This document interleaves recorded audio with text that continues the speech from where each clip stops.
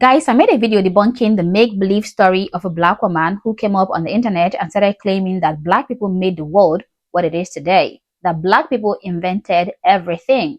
I would love that to be true, okay? But while I would love that to be undisputably true, seeing as I'm a black person, I have a strong aversion to untrue information. So yes, I debunked her false claims. Of course, I got a lot of hate for doing that. They came for me very seriously, calling me all sorts of names just because I called a spade a spade. But tell me my happiness when I ran into this video today. I was like, so I am not the only one that is aware of these universal facts. I mean, the internet is there to give us all the information we need, but only a select few among us are willing to access this information. So yeah, the development of this world was shaped by human beings of diverse backgrounds, okay? Both white people, Asian people, black people, Hispanic, you name it. We all contributed in one way or the other. But I will never understand why some people amongst us claim that a particular group of people invented almost everything, things they obviously did not invent. So I am happy to present you this video today. It confirms the video I made recently on this topic. Now, without further ado, let's get into this video. This is Ellie Sunman, a social media influencer and content creator. Recently, Ellie posted a video titled, "A Day in the Life Without Black Inventions." And like my previous videos on the subject, I'm sure that you can guess that Ellie's video, while well-intentioned, will largely be inaccurate. A day in a life without black inventions. First, I turn on the light, which can only last for 14 hours, so we've got to make the most of the day. And Ellie's video is already on the road to failure because the light bulb itself wasn't a black invention. Lewis Latimer and his partner Joseph V. Eckles received a patent in 1881 for new and useful improvements in incandescent electric lamps.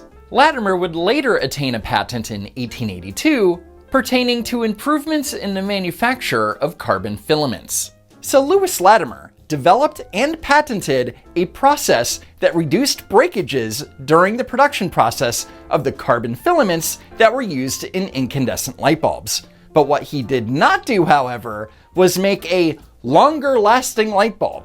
In 1879, Edison's light bulb only lasted 14.5 hours. But by 1880, Edison and his team had already figured out how to improve their carbon filament that gave the bulbs a lifetime of up to 1,200 hours. Lewis Latimer was not part of that team, as he didn't work for Edison until 1884. Now when it comes to Ellie, none of this should matter, because as you can see, when Ellie records the light with her phone, the video is flickering.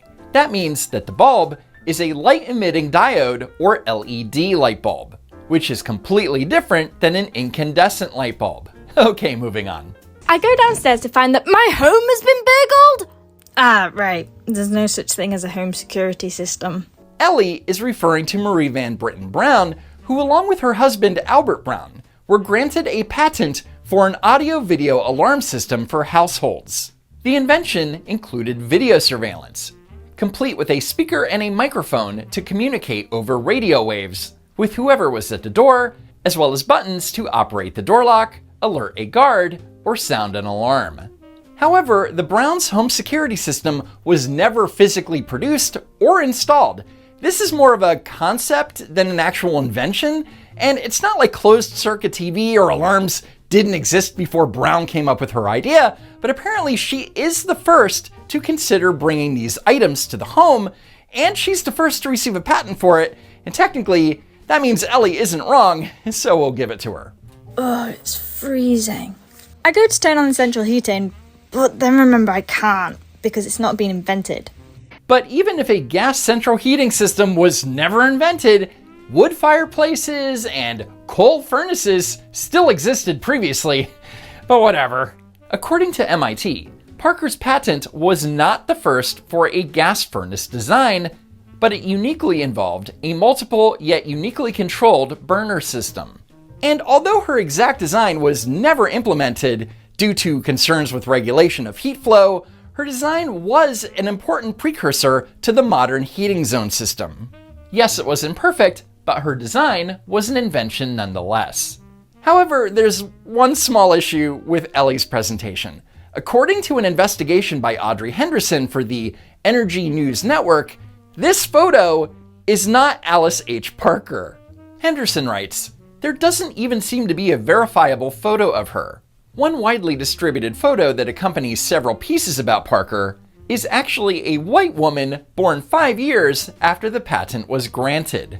So by posting a photo of a white woman, Ellie is contributing to Black erasure. And in the middle of Black History Month. Shameful.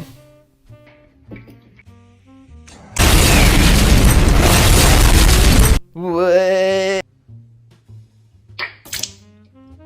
I go to put my shirt in the automatic dryer, but it hasn't been invented. Okay, first of all, this is not a photo of George T. Sampson. This is Henry T. Sampson, who was a nuclear and chemical engineer and a pioneer in the technology now used in cell phones. But great job, Ellie. You're doing God's work. Anyway, George T. Sampson invented a new and improved clothes dryer, but it's not something that you can put a shirt in. Sampson wrote, "The object of my invention is to suspend clothing in close relation to a stove by means of frames so constructed that they can be readily placed in proper position and put aside when not required for use." In other words, it's a wire rack designed to hang clothes over a stove. So throw your shirt into the dryer, Ellie. It's all good. I threw on a new shirt. It's a little creased, but no worries. I'll just iron it. On the floor, because ironing boards haven't been invented. Couldn't lay your shirt on a counter or a table, Ellie? Or maybe they don't exist in her home because she thinks they're Black inventions. Anyway, Sarah Boone did not invent the ironing board because ironing boards existed long before Sarah Boone's invention. For example, there is an improved ironing table that was patented in 1871. Sarah Boone's invention was granted a patent in 1892, and it was created to make it easier to iron the inside seam of a sleeve. And while Sarah Boone clearly did not invent the ironing board, she is regarded as the second African American woman ever to attain a patent, which wouldn't have been easy for her to do in 1892. So that's a pretty big accomplishment. I am hungry. So I go to make a peanut butter sandwich, but then realize I have no peanut butter because it hasn't been invented. Now you might be thinking, wait, George Washington Carver helped towards modern day peanut butter? I thought he invented peanut butter. Well, actually, that's not true. According to the National Peanut Board, there is evidence that ancient South American Incas were the first to grind peanuts to make peanut butter. And John H. Kellogg in 1898 attained a patent for his process of making peanut butter. My new and improved product is made from edible nuts and such other nuts as can easily be blanched or freed from skins, and is a semi-solid, having about the same consistence as hard butter or soft cheese. George Washington Carver would not start experimenting with the peanut until 17 years later. So no, he didn't invent peanut butter, which means that he shouldn't have been in a video about a day without Black inventions. That's alright, I'll get a packet of crisps. They don't exist either. So, as I have covered in a previous video, George Speck, aka George Crumb, did not invent the potato chip. The actual inventor is William Kitchener, MD, who first published his recipe in the book The Cook's Oracle. The recipe for potatoes fried in slices or shavings appeared as far back as 1822, 7 years before George Speck was even born. Now, while George Speck, Crumb, whatever, did have a role in popularizing the potato chip, he was not its creator. It's okay, I'll go out for food and post my mail on the way. No, I won't, because mailboxes don't exist. So according to Ellie, mailboxes didn't exist before 1891, and this is stupid considering that Ellie lives in England, home of the iconic pillar box, a design that has been around since at least the 1850s. And according to Wikipedia, Downing was born in 1857. Furthermore, according to a US Patent Office search, the mailbox with the oldest patent was attained in 1858 by Albert Potts for this street letterbox designed to attach to a lamppost. And according to the United States Post Office itself, Potts's design was the first letterbox to be officially sanctioned by the United States Post Office.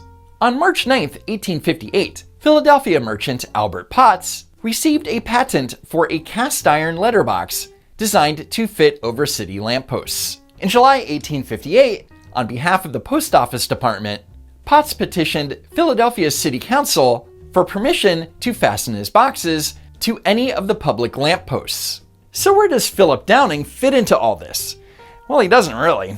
Downing attained a patent in 1891 for this letterbox design, which featured a lid that protected the inside of the box from the weather and, when lifted, would prevent tampering of the mail that had been dropped in the box. And before you think it, no, Downing was not the first to make a mailbox with an anti-tampering function, as many preceded his design, including this one from 1892. In other words, like dozens of inventors before him, Philip Downing designed a mailbox. But if you search on the internet, Black inventor Philip Downing is the reason for mailboxes. Black history fun fact: Philip B. Downing was also a man of many inventions and patents. His most popular invention was the street letterbox that is still widely used today. Philip Bell Downing, Black creativity seen in everyday objects. Black History Fun Fact Friday: Philip B. Downing and the first mailbox.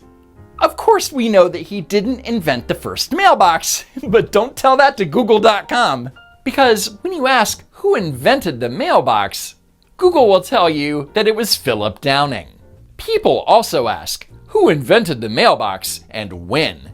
On October 27, 1891, Philip Bell Downing designed the mailbox that we all recognize today. And that's also incorrect. The original designer of those iconic blue mailboxes would be James Van Dorn and the Van Dorn Ironworks Company, who attained a patent for this design in 1906. And as you can see by the illustrated cross-section, this is clearly this. Well, joke's on you, I didn't get a chance to seal my letters anyway. So Ellie's claim that no one's invented a way to seal an envelope is stupid, considering that wax had been used to seal envelopes for centuries prior. And for some reason, Ellie is showing an envelope that is sealed by glue, which is not even what Frank W. Leslie invented. His design was a seal made up of two metal discs that would connect to each other, not the lickable envelope we know today. And this is easily one of the biggest issues with Ellie's video. She thinks that she's celebrating Black inventors, but didn't take the time to see exactly what they supposedly invented. What is that? Oh, it's just another car crash. Someone should really invent a system that prevents more of those. I've covered this in past videos, so I will make it short as to not be repetitive. Garrett Morgan invented this traffic signal that needed to be manually operated. It has two indicators, stop and go, which means it's not a three-way traffic light. In other words, Garrett Morgan invented this. He did not invent this. And I have to point out that Ellie's attention to detail leaves much to be desired. Because her blue shirt got wet, she replaced it with a yellow shirt, and now she's wearing the blue shirt again, which is also now dry. Or maybe she thinks continuity is a Black invention and she's not allowed to use it, I don't know. It's so cold in here. Even my nose is dripping. Let me grab a tissue. Why are they on the floor? Oh, right. Tissue holders don't exist.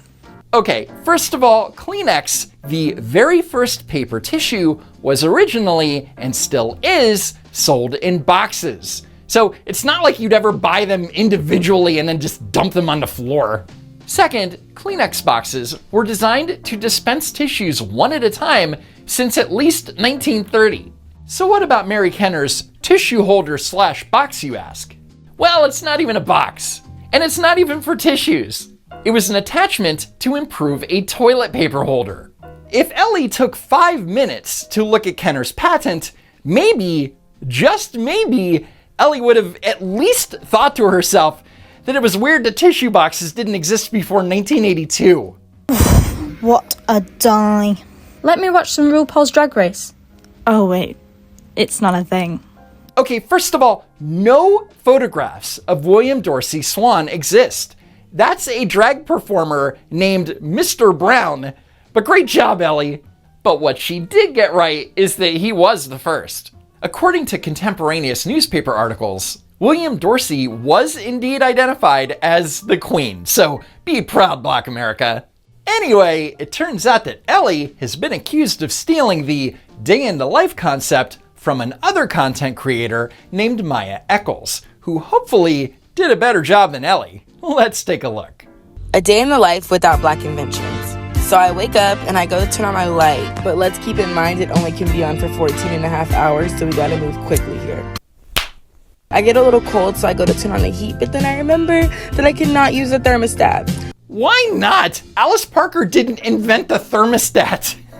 Never mind. So I go and brush my teeth, and then I make some iced coffee. Oh wait, I can't make iced coffee because there's no ice in the freezer. So Maya is saying that a man named John Standard invented the ice cube tray or something. Except his name is John Stannard, not Standard.